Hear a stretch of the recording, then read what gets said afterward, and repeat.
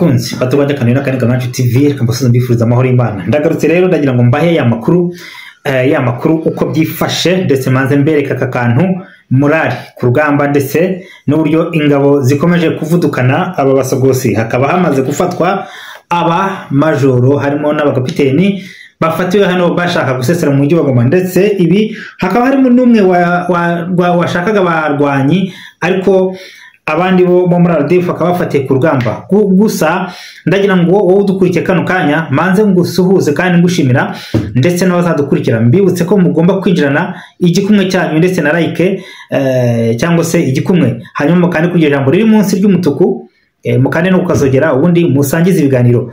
Manza wumve izi ngabo zanyu ubwo zamara kuvudukana hano hakurya ibibaye mukanya muri teritwari ya Nyiragongo, bo babirukankanaga nabo bamaze kuhasiga ubuzima. Umva gerageza wumve kano kantu kugira ngo dukomeze. Murabibona ukuntu ingabo ziri gukubita umwanzi zifite murari, kandi murabona ko abo mugenda mubona na mafoto y'abasirikare ba RDF baguye muri ya mirwano ubwo biyahuraga bashaka gufata iyi teritwari nyine hano muri Nyiragongo, bashaka gufata uyu musozi muremure kugira ngo babone uko batangira kuroha cyangwa se kohereza ibisasu muri uyu mujyi wa Goma. Birangiye rero bimaze kwanga, ndetse ubu bakaba bari kwiyahura mu ntambara zibakomeranye. Ariko kandi nyuma y'iyo turufu muzi ko hari turufu yindi ngo kugira ngo bakomeze binjire mu mujyi wa Goma. Ntabwo byaje kubakundira nk'uko mubibona cyangwa ngiye kubibereka.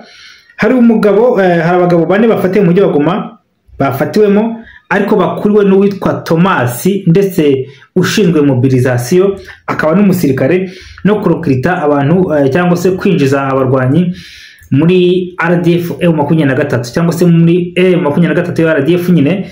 Akaba nawe amaze gufatirwa mu mujyi hano wa Goma. Ese murajya he abantu muri RDF? Mwatuje ko amazi atari yayandi, ntabwo biboroheye na gato.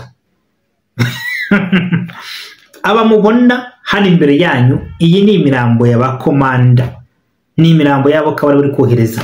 Nta mwana urimo, nta nyirakuru urimo, nta nyina urimo, nta mwene wabo urimo, nta mubyara urimo. Aba n'abana bari kugura hano hakurya.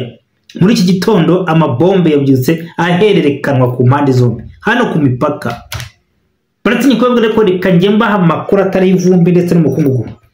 Niho uyu Thomas yaje gufatirwa, urumva Thomas Rubanga, yitwa Thomas Rubanga, akaba yafatiwe hano mu mujyi wa Goma. Thomas Rubanga uyu ushinzwe n'inamaneko kwinjiza abarwanyi, akaba ari umusirikare ukomeye wafatanwe n'itsinda ry'abantu bane yarayoboye, ndetse n'aba basirikare mukomeye kubona imbere yanyu babiguyemo.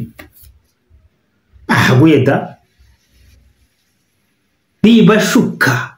Ndahamagarira abantu mwese kwitandukanya na RDF, kwitandukanya n'izi nkotanyi, kwitandukanya n'aka gatsiko k'amabandi. Nimwe muri gupfa, nta bandi bari gupfa nyuma yuko bagotewe Side Kivu,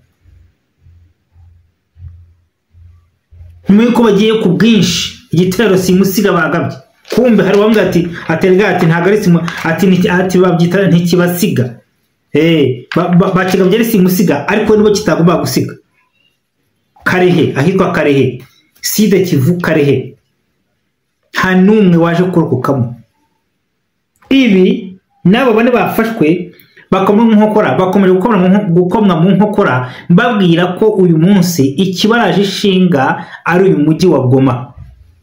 Ariko kandi nta yandi makuru ahari, n'ubundi abasirikare ba FARDC wazarendo mu standby y'iri joro barafite amabwiriza ko irahira rya Perezida nyakubahwa wa Leta Zunze Ubumwe za Amerika Donald Trump agomba kurahira bafite aho bamaze gufata, bafite aho berekana, bafite icyo bari bushyira ku meza. Turaganira kuri ibi ngibi, nimutemera ibi ntabwo tubyemera.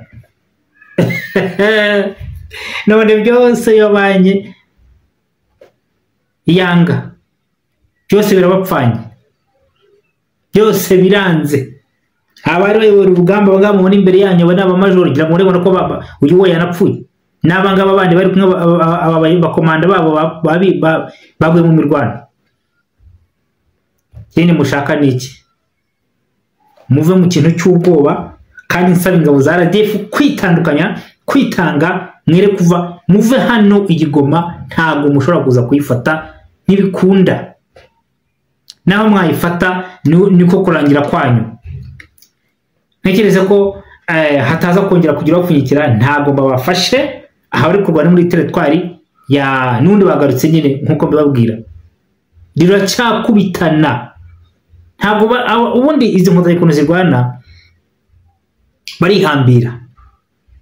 barihambira kurwana nabo ni ugushira kubute ni ukuba amaso ni ukuba uri tayari ni ukuba witeguye ni ukuba wiyemeje n'abantu bihambira n'abantu barwana nyine nk'abadafite icyo baramira nkuko babyivugiye. Niyo mpamvu umwana bose bahashiriye. Ndasaba abasirikare mwese muri RDF mugerageze mwitange mu ngabo za Wazalendo mwitange muri FARDC mwitange mu ngabo z'abakongomani kandi barabakira barabafasha ariko nibura mwitandukanye n'aka gatsiko k'amabandi cyane ko mwabibonye ko tumaze iminsi babwira n'amakuru mufite twarabitangaje ko uwitwa Jean Kabarebe yazamutse akaba ari muri Rubavu ari we witegereje cyangwa se utegereje uburyo uyu mujyi wa Goma ugomba gufatwa ari we wikomandingi intambara ariko byaramunaniye kandi nawe hari igihe ibyo yifuriza abandi byamubaho kuko amarishije abana b'abanyarwanda mu Rwanda ntambara zitari ngombwa mujya kwica abakongomani miliyoni zirenga 10 nako ni 15 zirenga 15 mukamuzirangije uyu munsi mwakaje ubwicanyi mwicisha abantu hapfuye abasirikare benshi ba RDF ariko n'uyu munsi barakinjira ntibasubira inyuma ni mu maso mahaguruke Rwanda igihugu cyanyu kandi nsaba abantu mwese muri mu mujyi wa Goma bamaze gucengeramo ba RDF mwitange mu manika amaboko nicyo gisubizo nibwo butwari naho ubu nibutabaye ibyo namwe rurabageraho. Munyemerere bashimire iyo ni murari y'abasirikare bakomeje gufata aka gatsiko kandi bakomeje kuvuga bati turagasanga aho kavuye. Mwakoze mwese aho ni murari ubwo bamaraga gufukurikana izi kunguru ariko hakaba hazamutse izindi. Bye.